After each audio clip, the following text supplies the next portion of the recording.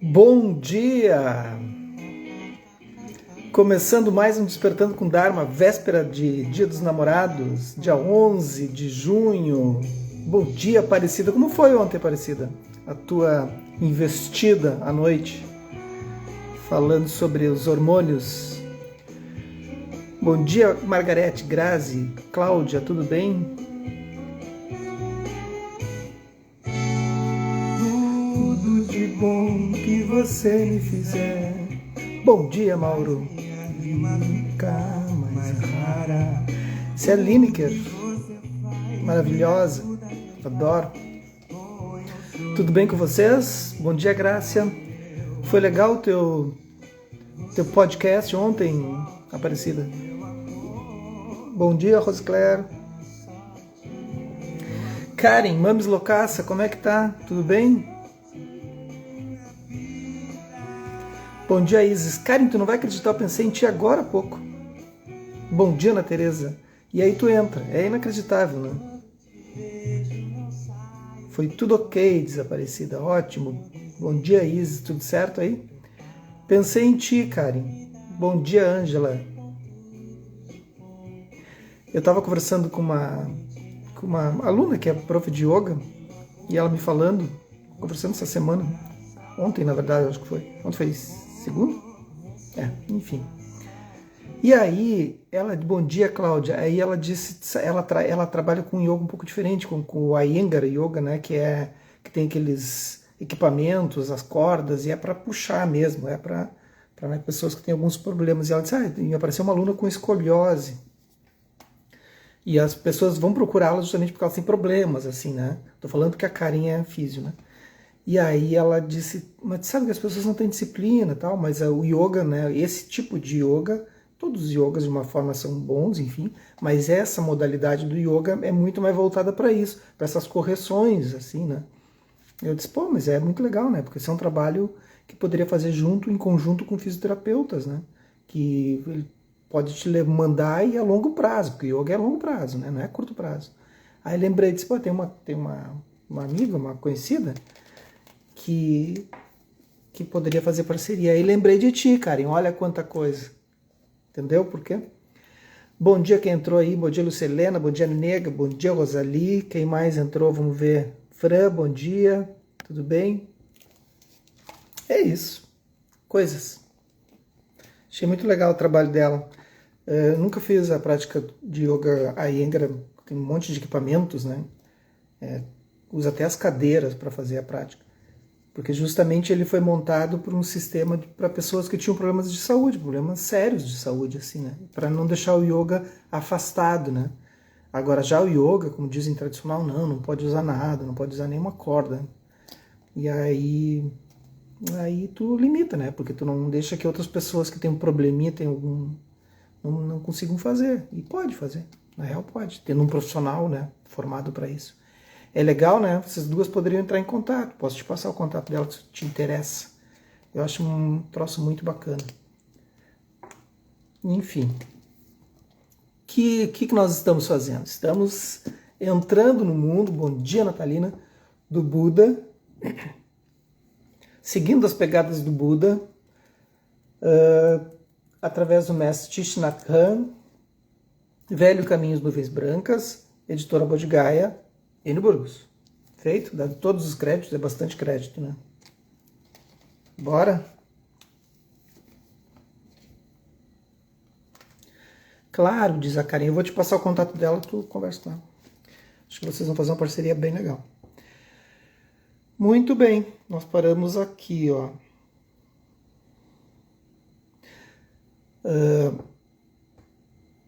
O Buda, o Siddhartha, ele ia beber água, né? E aí entrega para o Swasti, né? O Swasti ainda é criança aí nesse caso.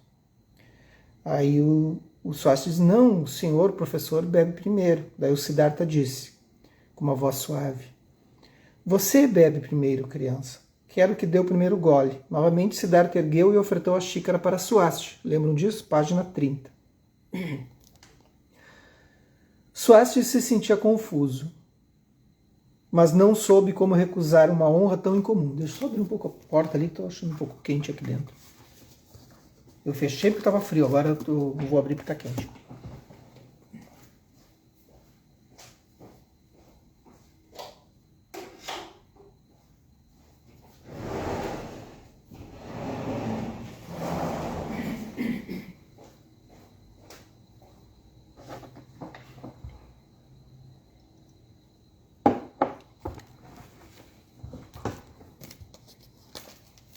De volta. Swasti se sentia confuso, mas não soube como recusar uma honra tão incomum. Juntou a palma das mãos em agradecimento e pegou a xícara. Ele bebeu toda a água de uma vez só, devolvendo a xícara vazia para Siddhartha. Este pediu para Sujata servir uma segunda xícara. Quando estava cheia, ergueu a xícara até seus lábios e sorveu a água vagarosamente, com reverência e profunda satisfação. Os olhos de Sujata não saíram de Siddhartha e Swasti durante esta troca. Quando Siddhartha terminou de beber, pediu que ela servisse uma terceira xícara. Esta última ele ofereceu para ela. Sujata pousou a jarra no chão, juntou as palmas das mãos e aceitou a xícara de água. Ela a ergueu até seus lábios e bebeu devagar, em pequenos goles, assim como Siddhartha havia feito. Estava ciente de que era a primeira vez que bebia da mesma xícara usada por um intocável, porque a Sujata não é uma intocável, né? Ela já está num nível acima. Inclusive, falei isso agora e me lembrei. Vocês pensaram sobre as castas ontem? Alguém pensou sobre isso? Em que casta estava? Se estava numa casta arrogante? Se estava num... A casta é meio que é um lugar real dos 6 reinos, assim. É um lugar real, um lugar que se projeta, assim. Um lugar em que é interessante. Agora de manhã eu me dei conta, já são 6h29, aí coloquei o celular aqui, né? E aí eu sempre limpo a lente do celular, né? Em cima ali, porque fica meio nubladinho, assim, né? Aí limpei e disse, mas continua ruim isso, né? Mas como é que pode? E aí limpei de novo, limpei a tela do celular e continuei limpando e colocava ali, mas continua ruim. Aí eu me dei conta que eu tô com óculos, né? Aí eu tinha saído lá fora com óculos e tá uma neblina, assim. Aí eu limpei, tirei, olhei, eram meus óculos. Entenderam? Tem um filme do Woody Allen, Desconstruindo Harry. Aliás, ele é um tema em que o Damasio, Antônio Damasio, que é um neurocientista, professor e cientista português, não sei se alguém já leu Antônio Damasio, mas é impressionante, assim, né? É um expert da consciência, né? Ele vai falar sobre esse livro. E Desconstruindo Harry, o cameraman está filmando, assim, né? E daqui a pouco ele olha e começa a limpar a lente da câmera, porque estava meio desfocado, assim, Harry estava desfocado. E aí ele dá uma olhada, assim, vai, limpa a câmera, vai lá e troca de câmera, vai fazendo isso, né? E os filmes do Woody Allen são maravilhosos, né? E aí ele percebe que daí ele olha para o Harry, e ele percebe que é o Harry que está desfocado, que não é a câmera. Então tem muita coisa nisso, né? Essa construção que a gente faz, desconstrução, assim, de olhar para o outro e ver o outro com problema, né? Eu não vi que o problema era a minha lente.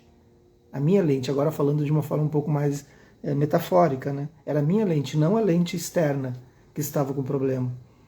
Mas nesse filme ele faz o contrário, ele diz, não, o problema está no objeto, para justamente a gente se dar conta, o problema nunca esteve no objeto, o problema nunca está no objeto. Aí surge o dualismo, né? Surge o dualismo sujeito-objeto, né? É muito interessante tudo isso. Aí quando eu me dei conta que eu limpei os óculos, eu sorri, né? O problema estava em mim.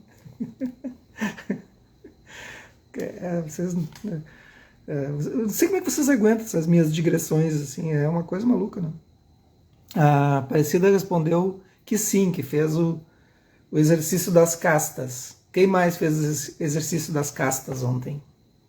E como é que foi, Aparecida? Foi interessante ver isso? Surge, né? Surge umas arrogâncias, surge o coitadinho, surge mais ou menos. Vai surgindo, assim, né? Surge aquele que tem vontade, né? O guerreiro. Aí vai indo. Já nos reinos é um pouco mais complexo a coisa, né? Porque nos reinos aí a gente vai variando, assim, as emoções, assim, o tempo todo. São estados de consciência também. São os estados de consciência. E esses estados de consciência é que farão com que a gente libere ou não fluxos energéticos, os fluxos, ou feche os nossos chakras, né? Então, se a gente faz com que movimente esse lung, né, esse prana, pode abrir ou fechar algum chakra. E aí vem um estado de consciência correspondente. Se está aberto ou se está fechado. Olha quanta coisa, né? A gente tem que estar ligado. É bastante coisa. Então a Sujata bebeu da água, né? Estava ciente de que era a primeira vez que bebia da mesma xícara usada por um intocável. Porém, Siddhartha era seu professor, e se ele mesmo havia feito isso, por que ela não faria? A menina percebeu que não tinha qualquer sensação de ter ficado impura. Espontaneamente, achegou-se e tocou os cabelos do menino tratador de búfalos. Tu pensa bem, o que aconteceu com essa criança? Né? Aí a guria um pouco mais velha, ainda mais, né? A guria um pouco mais velha, ele com 11 anos, ela toca nele, ele morreu, né? Foi tamanha surpresa que Swathi não teve como esquivar-se. Em seguida, Sujata acabou de tomar só água. A primeira vez que ele recebe um carinho de alguém. Colocou a xícara vazia no chão e sorriu para seus dois companheiros. Siddhartha aprovou. Vocês, crianças, compreenderam. As pessoas não nascem com castas. Toda lágrima é salgada, assim como todo sangue é vermelho. Somos todos iguais. É um equívoco separar as pessoas em castas, criando divisão e preconceito entre elas. Isso se tornou muito claro para mim durante a meditação. Sujata olhou pensativo e disse, mas como eu disse, né? O Buda não foi o primeiro a perceber essa distinção das castas e a assumir isso. Uma coisa é perceber, a outra é assumir, né? O Mahari Jai, ele já tinha visto isso uns 50 anos antes do Buda. Do Buda mesmo, né? Do Siddhartha ficar desperto. Ali pelos 35 anos do Siddhartha, o Mahari devia ter uns 70 e poucos anos, mais ou menos, né? Um pouco mais. 70 anos. Aí ele já tinha, do jainismo, ele já tinha percebido isso. Ele já admitia mulheres e já tinha dissolvido a questão de castas na sua sanga. Daí a gente diz, mas por que a gente não é jainista e por que a gente é budista? Eu já comentei, né? Tem algumas coisas que são meio pesadas demais, assim. Tipo o aspecto de ahimsa, né? Que é não violência. Eles levam isso ao pé da letra, assim. De uma forma meio insana, assim, do meu ponto de vista. Ponto de vista meu, pessoal. E tem uma questão do karma também, que difere do budismo, que eu também não concordo. Então, dois pontos importantes, assim, que fazem com que eu não seja um jainista e que eu seja um budista. Né? Mas a gente tem que estudar as religiões e essas fronteiras, assim, para ver se tu funciona numa.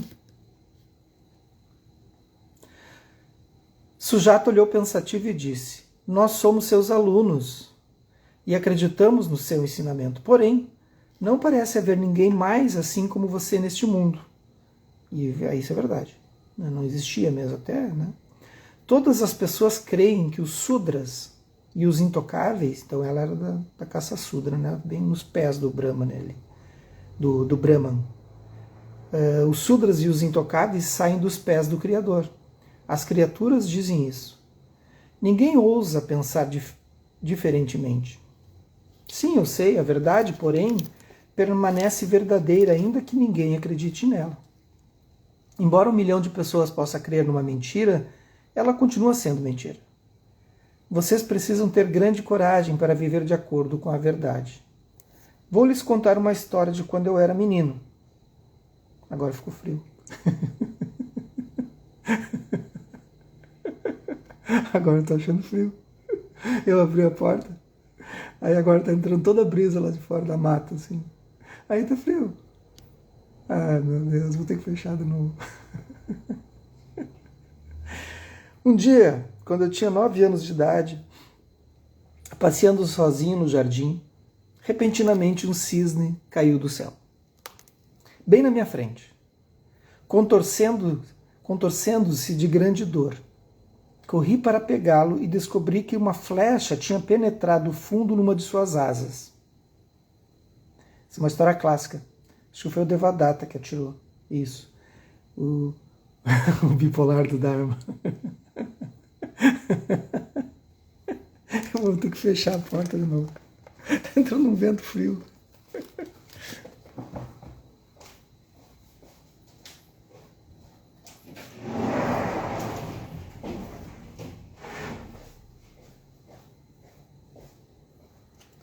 Ah, meu Deus. O Devadatta era um... Pega o casaco, né? Ah, não, daí eu fico muito preso. O Devadatta era o primo do Buda, né? Um dia, então, quando ele tinha 9 anos, caiu um cisne do céu, com uma flecha. Corri para pegá-lo e descobri que uma flecha tinha penetrado fundo numa de suas asas. Segurei firmemente em torno da haste da seta e arranquei-a fora. O pássaro gritou enquanto o sangue escorria do ferimento. Com o dedo apliquei pressão para fazer parar o sangramento e levei a ave para dentro do palácio a fim de encontrar a princesa Sundari, a dama de companhia. Ela concordou em pegar um punhado de folhas medicinais e fazer um emplastro para o ferimento do pássaro. O cisne arrepiou-se, então tirei meu casaco e envolvi a ave com ele. Em seguida, coloquei-a junto da lareira real. Então o Buda era pequeno, ele devia ter uns 13 a 15 anos, se não me engano, essa história aí. Siddhartha fez uma pausa momentânea e olhou para Swasti. Eu não contei a você ainda, mas quando era jovem fui um príncipe, o filho do rei Suddhodana, na cidade de Kapilavastu. Sujata já sabe disso. Eu estava para ir buscar arroz para o cisne quando meu primo, há 8 anos de idade, eles tinham mais ou menos a mesma idade, Devadatta irrompeu para dentro da sala. Ele segurava seu arco e flechas e questionou excitadamente. Siddhartha, você viu um cisne branco cair perto daqui? Antes que pudesse responder, Devadatta viu a ave junto à lareira e correu até ela, mas eu o segurei. Você não pode levar o pássaro. Meu primo protestou. Aquele pássaro é meu, eu o acertei.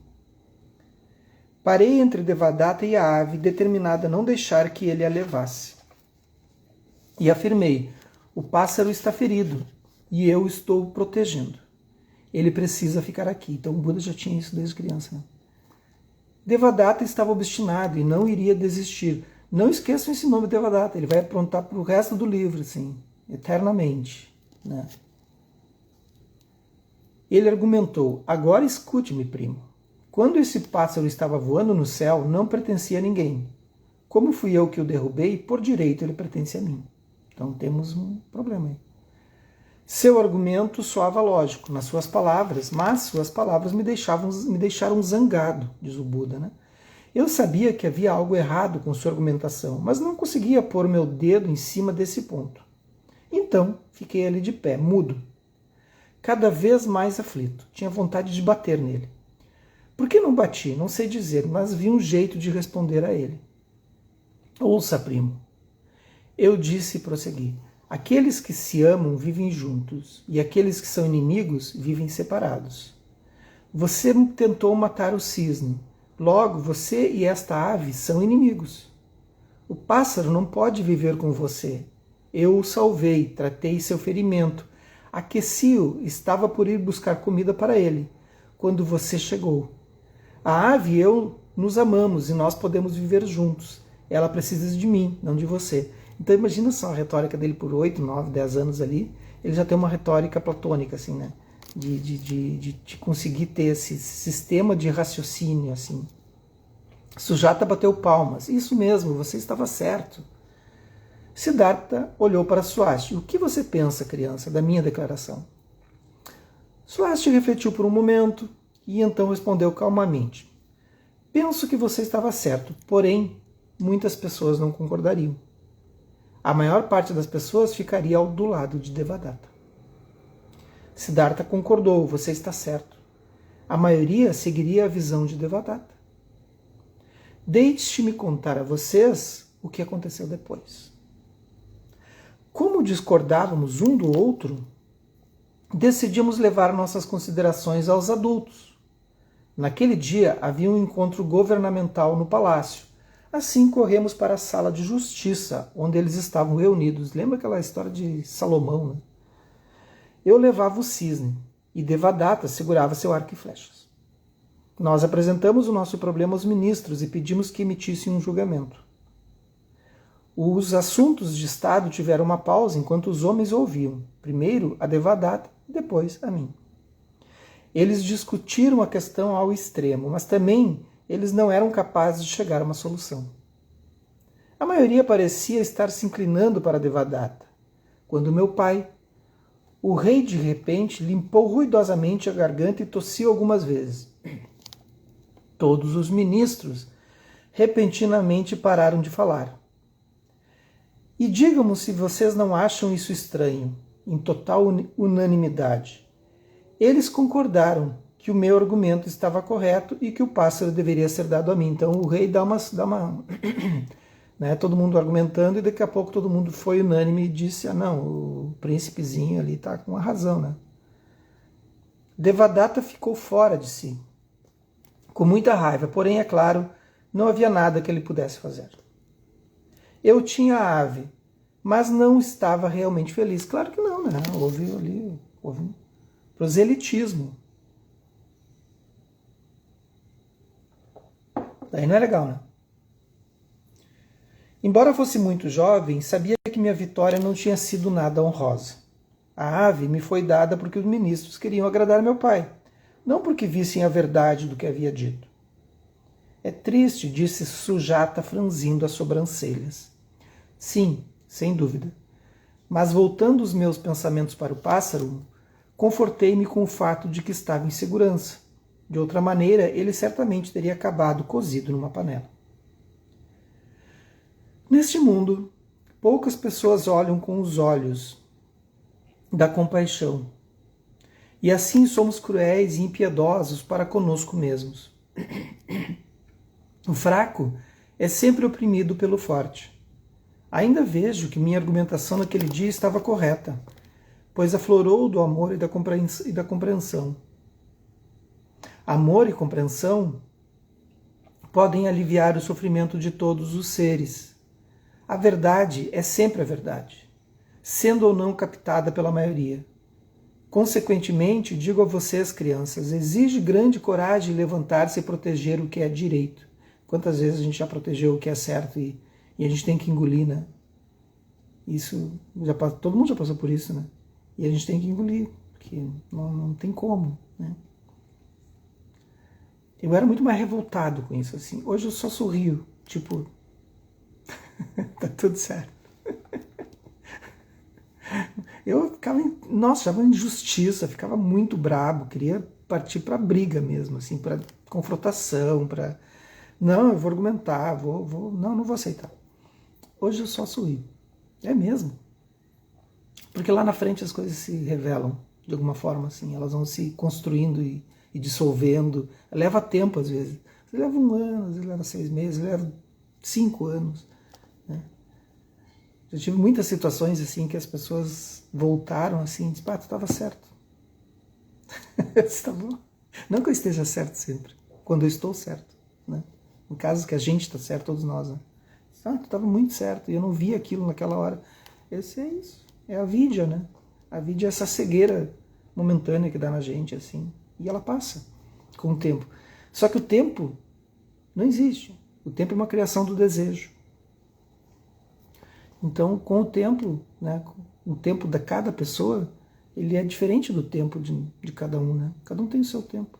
Então, o tempo dessa pessoa era isso. Ela construindo, reconstruindo, desconstruindo e percebendo. E aquilo ficou naquele live ginana, naquele, né, ficou ali remoendo. E um dia, aquilo surge, brota, e ela vê. Mas é como se ela tivesse visto naquele momento daquela memória do passado. E ela olha para aquilo. E ela conecta com aquela pessoa que falou. Diz, pá, e aí ela volta. Algumas pessoas não voltam. Não vou dizer que eu estava errado, imagino. Outras voltam. Nesse momento acontece o insight. Porque quando ela volta e diz eu estava, não é por mim ou por ti, né, para dizer, viu, tu sabia que eu estava certo. Não, isso não faz diferença. Tu sabe que tu está certo. A questão é a pessoa reconhecer.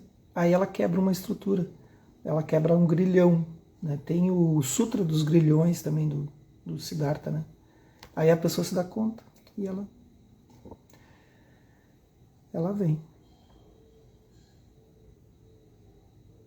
E aí, o que aconteceu com o cisne, professor? Perguntou Sujata. Por 4 dias cuidei da ave. Quando vi que o ferimento havia curado, eu a soltei, depois de aconselhá-la a voar para bem longe, a fim de não ser atingida novamente. Siddhartha olhou para as 2 crianças. Seus rostos estavam quietos e sérios. Sujata, você deve voltar para casa antes que sua mãe fique preocupada. Swasti, não é hora de você voltar para os búfalos e cortar mais pasto? A braçada de grama cuxa que você me deu ontem virou uma almofada perfeita para meditar. A noite passada e nesta manhã sentei sobre ela e minha meditação foi muito pacífica. Vi muitas coisas com clareza. Você foi de grande ajuda, Swasti. Então tu imagina a importância de Sujata e Swasti para o Buda, para o Siddhartha ter alcançado o despertar, né? Às vezes a gente faz pequenas coisas para as pessoas, né? Como a gente comentou ali, né, da gente doar dinheiro para a construção da Bodh Gaya, nós precisamos que o Enio sente e escreva. Ele não pode ficar correndo como um maluco para conseguir, para estruturar, para poder produzir livros para nós. Ele mesmo é um escritor, ele mesmo tem livros maravilhosos, né? Então o que a gente faz? São pequenos movimentos. Isso, eu estou dando um exemplo que me surgiu agora, porque está muito quente ainda, está muito fervilhando. Mas tem muitos outros. A gente proporciona, né, para que as pessoas que estão na frente no budismo, no catolicismo, ou no espiritismo, não sei o quê, proporciona condições para que essa pessoa continue, né, continue essa caminhada. E isso revela muitos méritos, muitos méritos. E o contrário é o mesmo, as pessoas que impedem esse caminho, que se colocam na frente, criam obstáculos para quem está à frente de uma espiritualidade, né?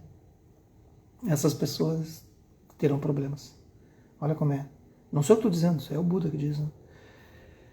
À medida que minha compreensão for se aprofundando, compartilharei com vocês dois os frutos da minha meditação, crianças. Agora devo prosseguir minha prática. Por fim, Swasti olhou para baixo, examinando o formato da almofada que Siddhartha dera à grama. Embora tivesse firmemente empacotada, Swasti sabia que ela ainda era cheirosa e suave. Ele podia trazer para seu professor uma fresca abraçada de grama a cada 3 dias, para fazer uma nova almofada. Swasti levantou-se e, com Sujata, juntou as palmas das mãos e despediu-se de Siddhartha com reverência. A menina seguiu para casa e o menino levou seus búfalos para pastar mais adiante ao longo das margens do rio. Terminamos esse 4º capítulo. Amanhã a gente vai para o 5º. Ok?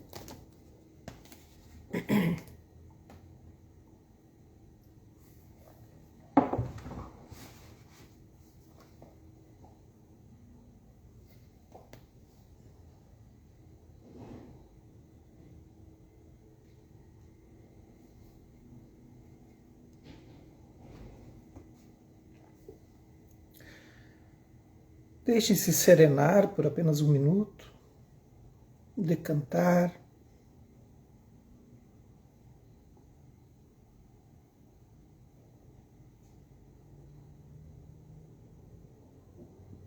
Deixe que esse silêncio vá tomando conta, permita.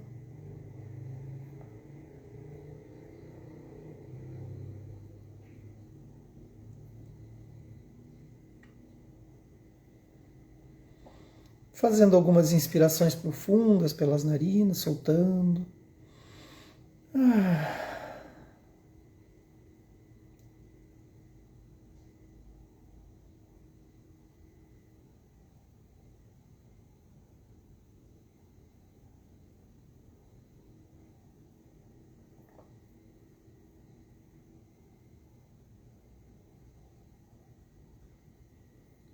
E agora, como sempre, alguma pergunta para a gente encerrar e vocês manterem durante o dia, durante seus votos de prática meditativa analítica. Tudo que eu estou fazendo, imaginem vocês dizendo para si mesmo, si mesmo. Os meus atos, meus pensamentos, minhas ações, minha fala, vai de encontro à minha espiritualidade? Será que o que eu estou fazendo está afastando minha espiritualidade? Ou está me aproximando da espiritualidade, que eu vejo como espiritualidade para mim? Primeiro pense nisso. Agora no outro, aquele que eu tenho como meu professor, meu guru, meu mestre, pessoa que eu admiro, que me está conduzindo neste momento ou em outros momentos. O que eu faço? O que eu proporciono para que ele consiga, continue aumentando a espiritualidade e me proporcionando benefícios e mais benefícios para outras pessoas? Será que eu posso perguntar para ele, para ela, o que você precisa? Como eu posso ajudar? Então, primeiro, a sua espiritualidade. Depois, a espiritualidade do seu mestre, da sua mestra. Veja isso, ok? Que os méritos desse nosso encontro, dessa nossa prática se expandem e toquem a todos, todas, todas, e que nós possamos nos tornar um caminho iluminado. Agora não está mais frio, também não está quente, agora eu consegui acertar a porta ali. Tem sempre um equilíbrio, viu? Até amanhã.